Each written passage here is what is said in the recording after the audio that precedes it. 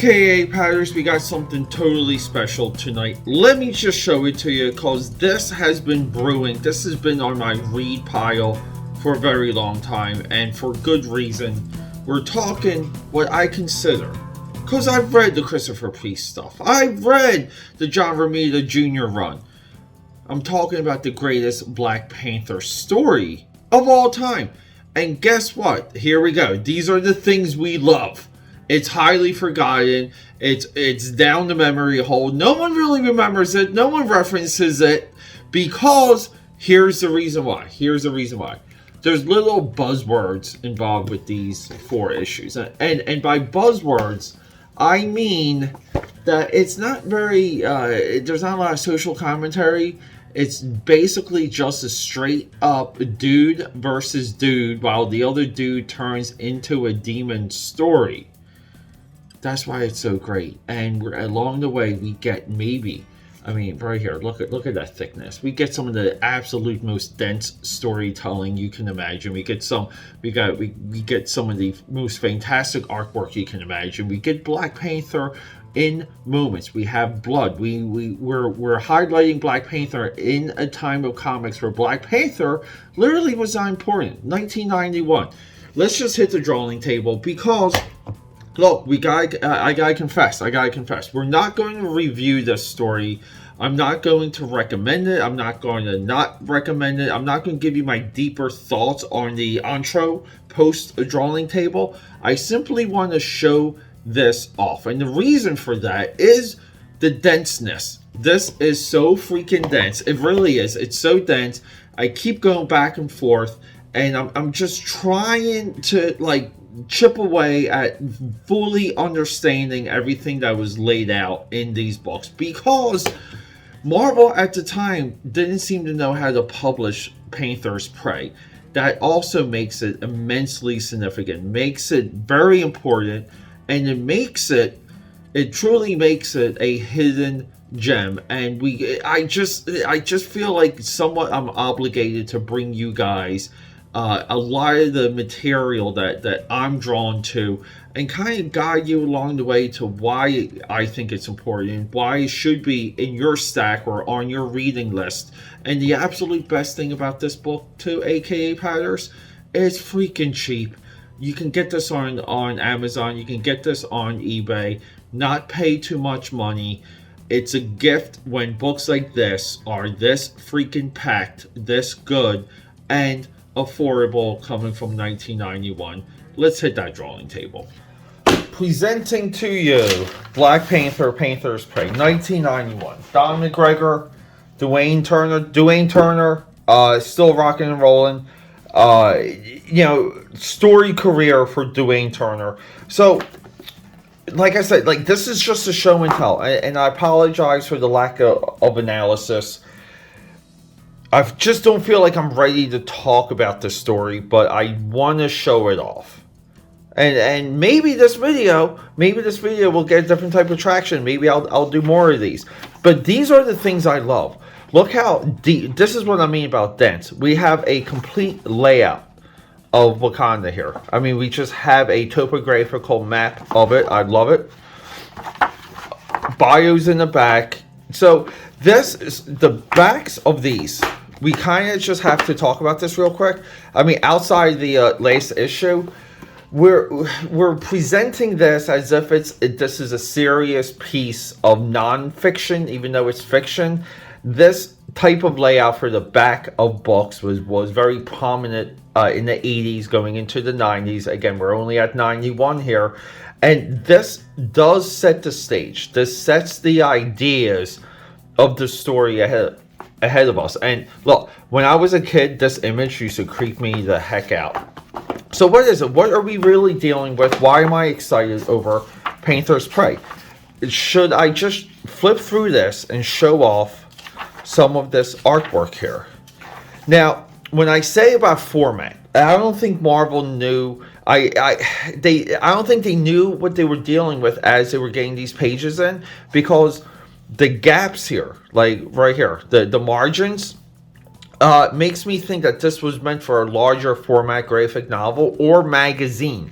And whatever magazine they intended this to be in, I think the magazine kind of went the way of the dodo before the series could be complete, because the one thing I'm very, very, very curious on, very cool chapter titles, by the way, chapter 5, and the chapter, see, look, the chapters are only a few pages.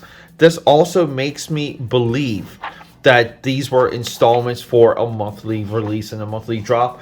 Again, I apologize if I don't have the full research around this project, but I've just been spending so much time reading chunks of this and going back and forth, because it is deep and there's so much monologue. I love the monologue or captions, but even here, like, I remember when I was a kid thinking this was like a hardcore book, because like Black Panther was like bleeding.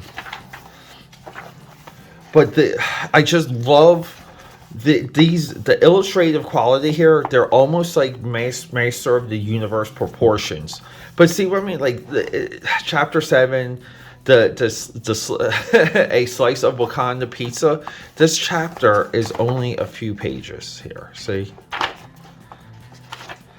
but the coloring, this looks like it was practically colored, or it was colored with a layover film. See, and we're already at chapter 8 here. So there's nudity, there's blood, there's violence, there's a connection. See, I love the design to set up the issue or set up the story. Once you you buy, you put down your money, and it brings you into the environment, brings you into the ideas of the story. I love the way we're rendering the wings here. I love all of this, just the hand-drawn titles. But look at the blood and the blue work so well together, and this story is so freaking. Look at Black Panther with the side of his head just torn apart.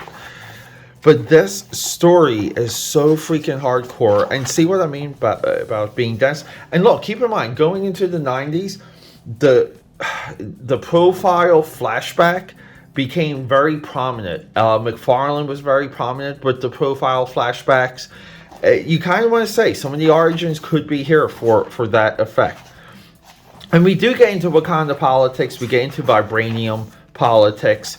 We get a little bit more into the world of Wakanda that we haven't seen before. And this is, see, like the sex is just cranked up a little bit in this book, and I love it. It's so awesome. Look at him with the babe, just riding around in giant sea turtles. It's just there. Now he gets his butt beat in this issue. And here's the other big important part. I'm not going to show off issues 3 and 4 because I really don't want to spoil a lot. Time will come for that, but to understand where Black Panther is in this moment of time, first there was Panther's Rage. Then there was Panther versus the Clan. Third came Panther's Quest. And now we're at Panther's Prey. So this is number 4 in this line of great stories. Panther's Rage and Panther vs. the Clan are basically the first 2 runs or arcs of Jungle Action. So this is one title. And Jungle Action Black Panther is one of the most underrated titles of that time. Panther's Quest is maybe about 30 or 20 issues of Marvel Comics Presents, and that was like a Gene Colan story. So that was like even broken up and episodic, very much how this feels. And then we have Panther's Prey, and Panther's Prey trumps everything above it. And this is important to understand that this exists in the age of Dark Knight Returns, of the Prestige format miniseries. This is maybe Marvel's best Prestige format miniseries. The second best would be Nick Fury versus S.H.I.E.L.D. I would put that at a very close number 2. So it's insanely entertaining. It's insanely affordable. The artwork will leave your jaw hanging on the floor. And we have people swinging for the fences when it comes to telling a more adult Black Panther story in a time where it was not exactly in vogue yet. So this Prestige format miniseries is one of the absolute most important things Marvel put out in the 90s that's completely underneath everyone's radar. So guys, go check it out. I love you so much. Rock and roll. Yeah, no joke. I'm not even joking here. I just feel like a failure. I feel like I let all of you down by not fully being prepared, not 100% being prepared to do a flip through review, flip through analysis, or just just giving you guys a little bit more insight. That's the word I'm looking for. I apologize for the lack of insightfulness, other than what I appreciate about the form factor and the optics and the presentation of Black Panther Panthers Prey.